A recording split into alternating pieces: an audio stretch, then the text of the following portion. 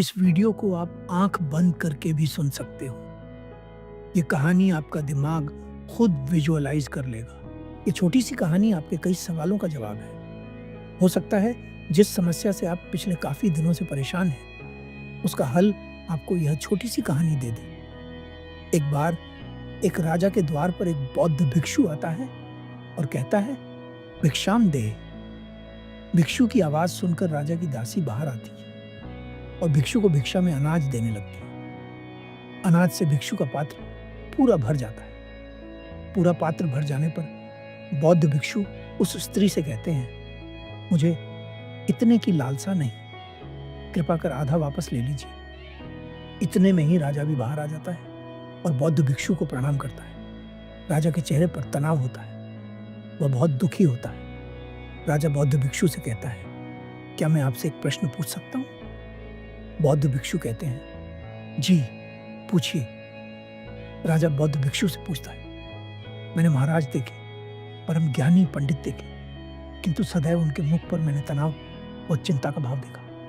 परंतु आप भिक्षुगण सदैव इतने प्रसन्न कैसे रह पाते हैं? बौद्ध भिक्षु उस राजा से कहते हैं, जिसने अपने आने वाले कल की चिंता छोड़ दी, उसने अपने बीते हुए कल का भार भी छोड़ दिया।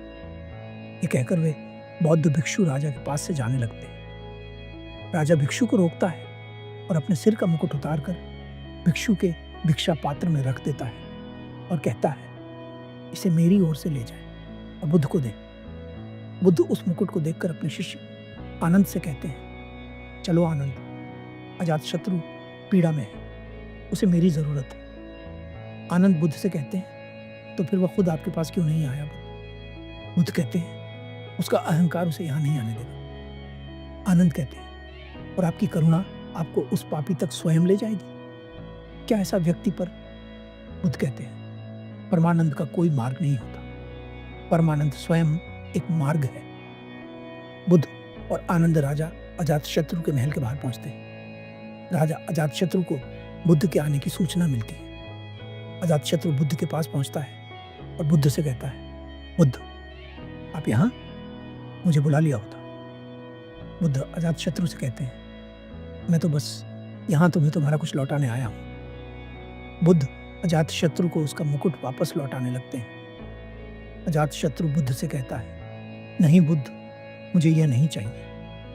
इस मुकुट की वासना ने न जाने मुझसे क्या क्या नहीं करवाया। ये मेरा अंतर्मन ही जानता है। मैंने अपने ही पिता को मार डाला। मेरी माँ मेरा चेहरा तक नहीं देखना चाहती। मेरा अपना ही प्रेम मुझे प्रेम नहीं करता। मैं भीतर से टूट चुका हूँ।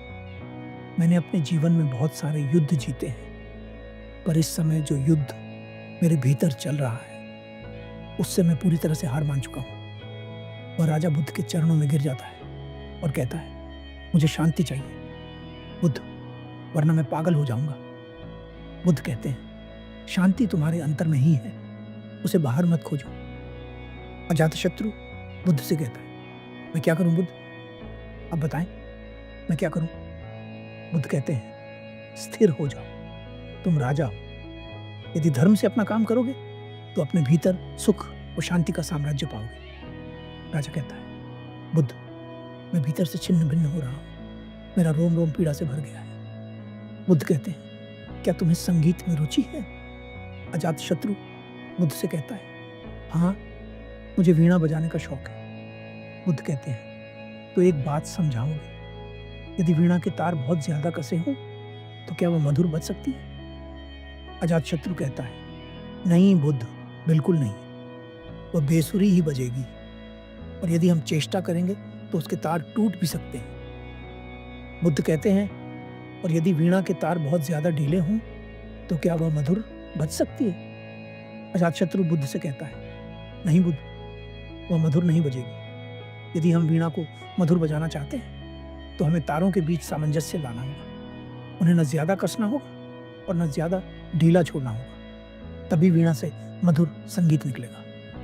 बुद्ध कहते हैं, ठीक इसी तरह अभी तुम्हारे तार कसे हुए हैं अजातशत्रु। यदि तुम चेष्टा करोगे तो ये टूट जाएंगे। इसलिए स्थिर हो जाओ और वीणा के तारों की ही तरह अपने भीतर के तारों को भी पहचानो। अपने अंतर के तारों को पहचानने से ही संगीत उभरेगा, अवश्य उभरेगा। राजा बुद्ध से कहता है, सत्य कहा आपने, पर मैंने बहुत सारे पाप किए हैं, उनकी ग्लानि से मुझे छुटकारा चाहिए। बुद्ध कहते हैं, यदि ग्लानि तुम्हें पकड़े हुए है तो तुम उसके कारण बिंदु तक पहुंचो। अजातशत्रु जब आंखें खोले तभी सवेरा होता है। स्वयं को सुरम्य बनाओ। जब सुरम्य हो जाओगे तो अपने भीतर शांति का उदय पाओगे और उस शांति से तुम्हारे संपर्क में आने वाले सभी लोग प्रभावित होंगे, तरंगित होंगे। अजातशत्रु बुद्ध से कहता है, सत्य कहा आपने। बुद्ध कहते हैं, याद रहे, राजा बल से नहीं हृदय से राज करता है। राजा अजातशत्रु बुद्ध से कहता है, बुद्ध, आपकी प्रत्येक बात में जीवन भर स्मरण रखूंगा। कृपा कर मुझको पात्र को अपना अनुयायी स्वीकार करें। बुद्ध अजातशत्रु से कहते हैं, कुपात्र तुम नहीं हो। यदि इस पूरे ब्रह्मांड में तुम ऐसे व्यक्ति को खोजोगे जो तुमसे नहीं तुम्हारे प्रेम से प्रेम करता हो, तो संपूर्ण ब्रह्मांड में तुम पाओगे कि केवल तुम ही ऐसे व्यक्ति हो जो अपने प्रेम और क्षमा के योग्य हैं।